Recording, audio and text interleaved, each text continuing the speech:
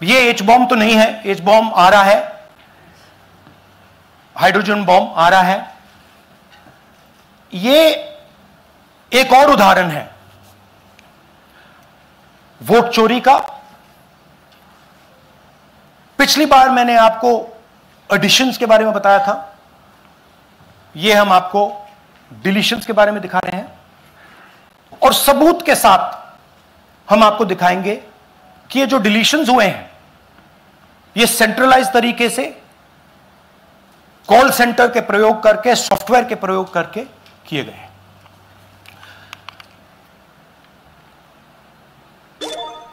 हमारे पास इस प्रेजेंटेशन में जो मैंने आपको अभी दिखाया 100% सबूत है, प्रूफ है कि ज्ञानेश कुमार जी हिंदुस्तान के चीफ इलेक्शन कमिश्नर वोट चोरों की रक्षा कर रहे हैं, और यह मैं आपको अभी दिखाने जा रहा हूं। हर इलेक्शन में हमें रिपोर्ट आती थी कि वोटर्स डिलीट हो रहे हैं,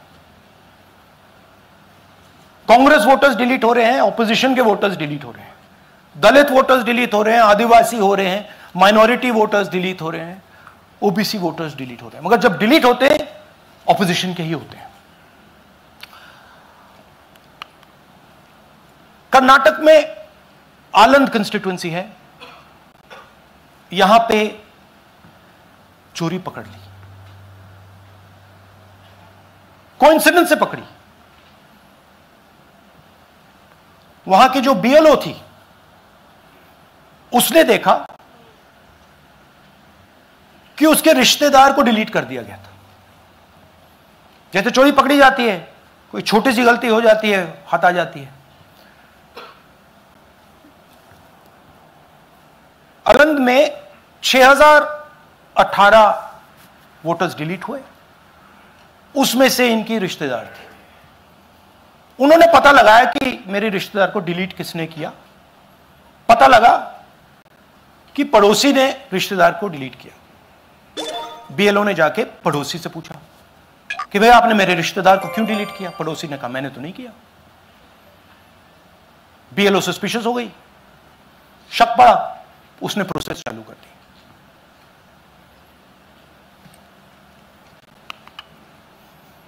पता क्या लगा कि कोई ना कोई, किसी ने आलंद में वोटर डिलीशन सिस्टमैटिकली ऑर्गेनाइज तरीके से, सेंट्रलाइज तरीके से किया। हमें यह नहीं मालूम कि आलंद में कितने वोटर डिलीट हुए, क्योंकि इससे बहुत ज्यादा हो सकते हैं।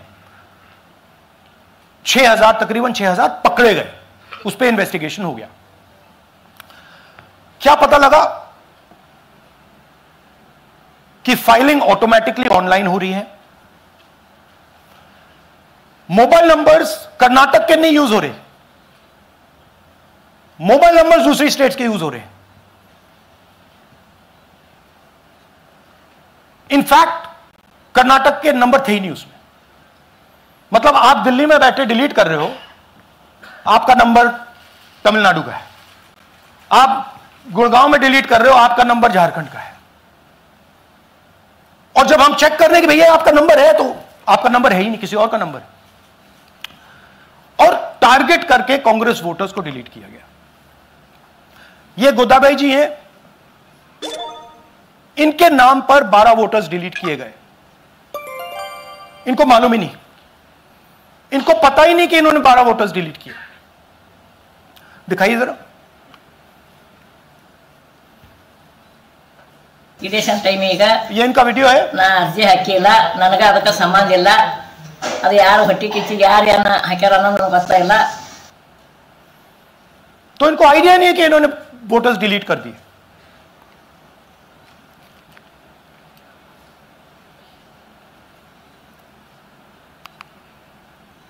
ये सारे के सारे जो नंबर्स हैं ये कर्नाटक के नंबर्स नहीं है, ये अलग अलग स्टेट्स के नंबर्स हैं। और इन नंबर्स को आप फोन करके देखिए, रिप्लाई नहीं आता है।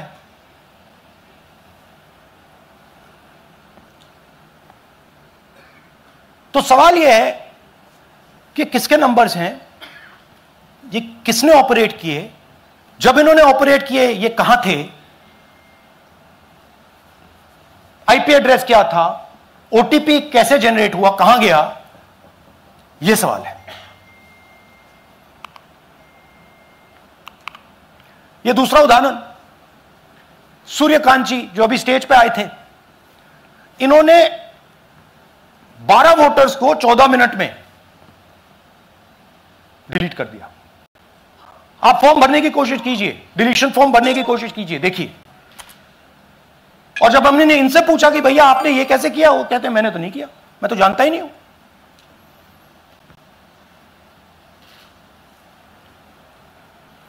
बबीता चौधरी जी का इन्होंने एक नाम डिलीट किया, यहां खड़ी हैं बबीता जी, यहां हैं, सूर्यकांत जी यहां हैं, आ जाइए जरा स्टेज पे, एक सेकंड आ जाइए, ये दोनों खड़े हैं यहां पे, सूर्यकांत जी, बबीता जी।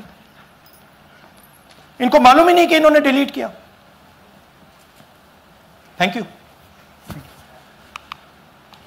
नागराज जी, इन्होंने 2 एप्लीकेशन 36 सेकंड में फाइल कर दी है।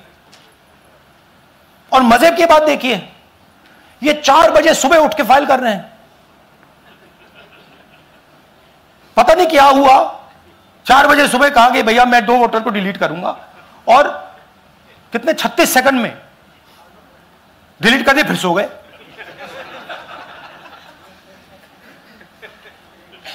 हमारी माइंड में पहले सवाल था कि क्या इलेक्शन कमीशन भी सो रहा है, मगर नहीं, सोया कोई नहीं है, जगे हुए हैं, सिस्टमैटिकली मदद हो रही है।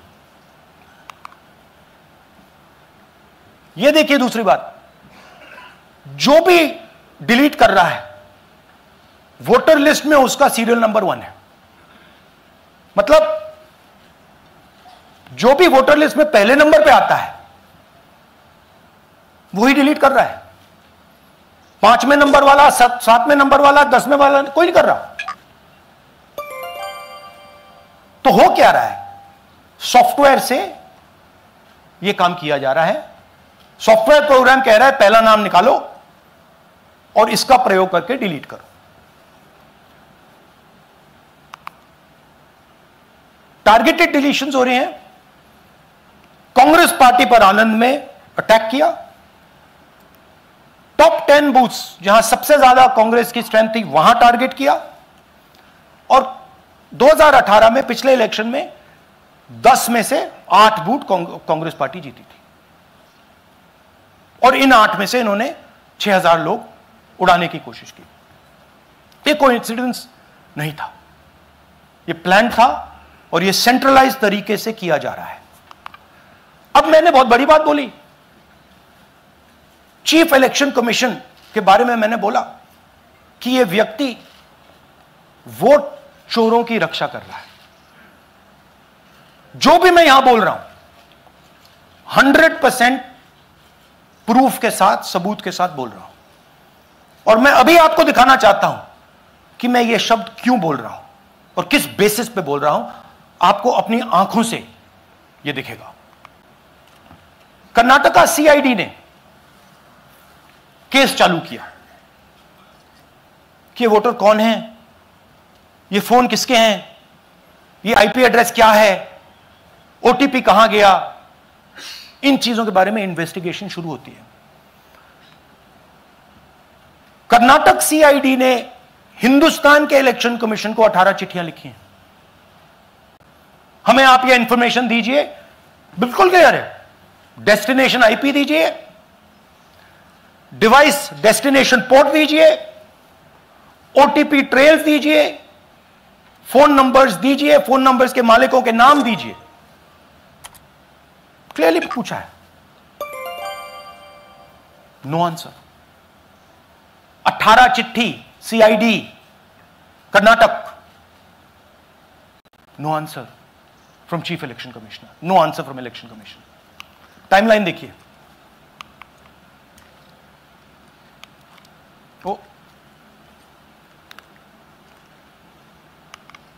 ओके, फरवरी 23 में इन्वेस्टिगेशन शुरू होती है। मार्च 23 में कर्नाटक का सीआईडी चिट्ठी लिखती है ईसीआई को कि हमें सारे डिटेल्स दे दीजिए। अगस्त में इनकंप्लीट डिटेल्स दी जाती हैं, जिससे कोई इन्वेस्टिगेशन आगे नहीं बढ़ेगा।